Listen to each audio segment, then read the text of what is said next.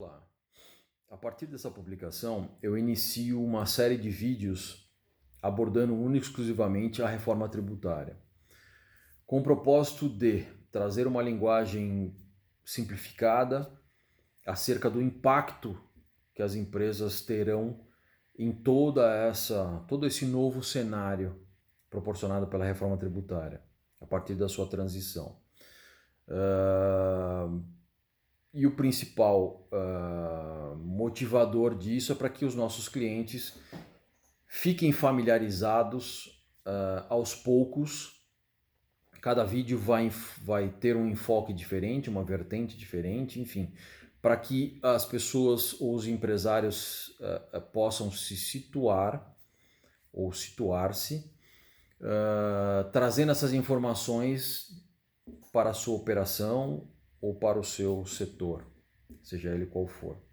E para vocês que acompanham esses vídeos nas mídias sociais, eu também me coloco à disposição para assisti-los da melhor forma. Mas enfim, sem muitas delongas e introduções, afinal de contas, qual a finalidade da reforma tributária? A finalidade da reforma tributária, abro aspas, é a simplificação, fecho aspas.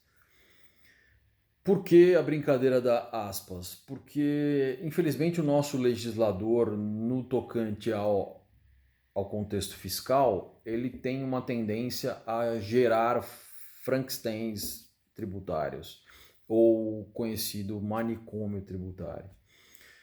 Por que eu estou falando isso também? Porque, por exemplo, o projeto de lei original, que era a PEC 45 de 2019, para o que temos hoje e o que foi aprovado, e o que está sendo discutido no Senado nesse momento, é uma coisa totalmente diferente.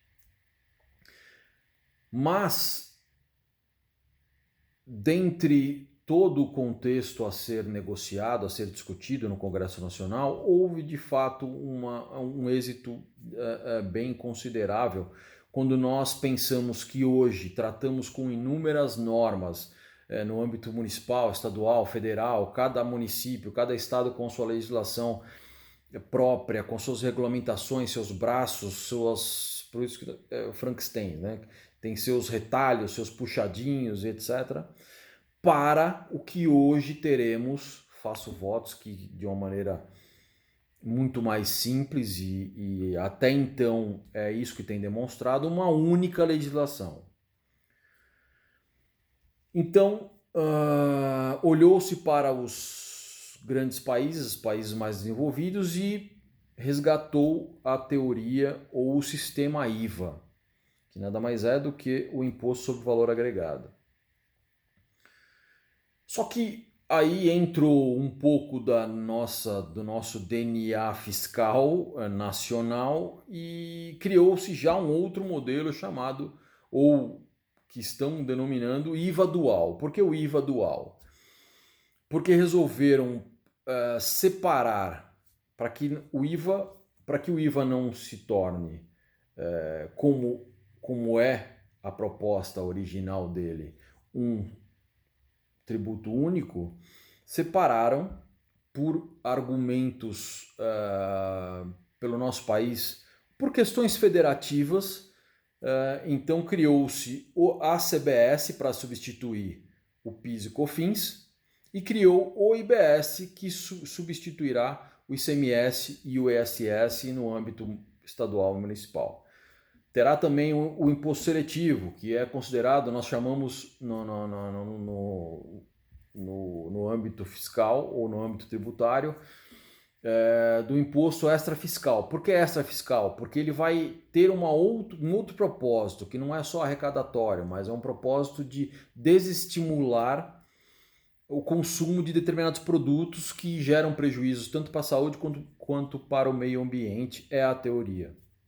Por exemplo, bebida, cigarro, etc. É o famoso, o que estão denominando imposto do pecado. O IPI também terá um jeitinho diferente de tratá-lo, que também vou fazer um vídeo especificando as questões do IPI. Mas voltando ao IVA dual, será basicamente isso, de uma maneira simplista. o IBS substituirá o estadual e o municipal, e o CBS substituirá o PIS e o COFINS. Haverá diminuição de impostos? Claro que não. O propósito da reforma é manter a arrecadação e ouso, não gostaria de detalhar muito nesse primeiro vídeo, mas já detalhando, ouso dizer que o setor de serviços terá um probleminha aí, para não dizer um problemão. Por quê?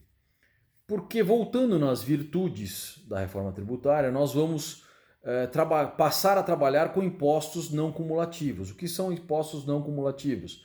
São nessa cadeia.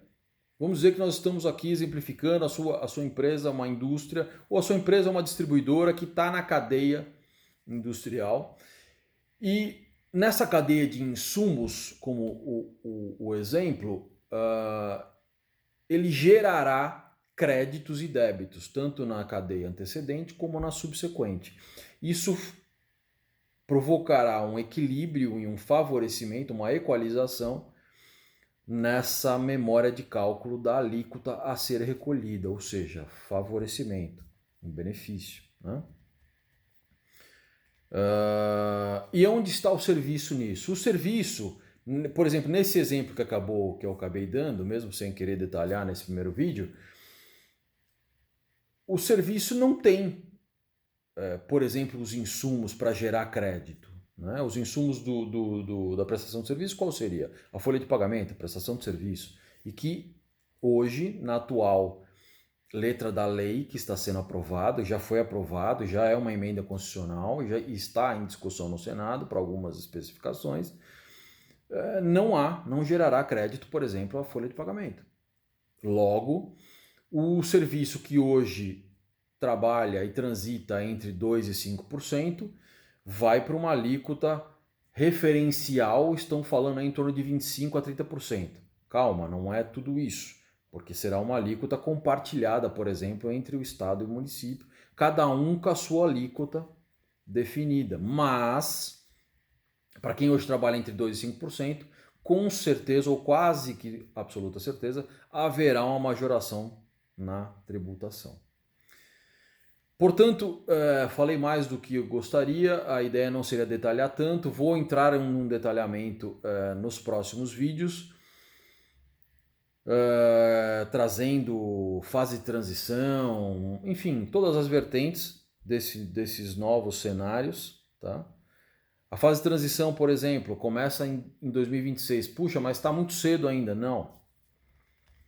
A minha recomendação é que comece desde já a criar uma familiaridade com essas mudanças para que no ano que vem, por exemplo, quando começarmos uma fase de projeções e planejamento tributário, o empresário já esteja mais com entendimento mais próximo do que vai acontecer e dos impactos que as empresas sofrerão. Um grande abraço a todos.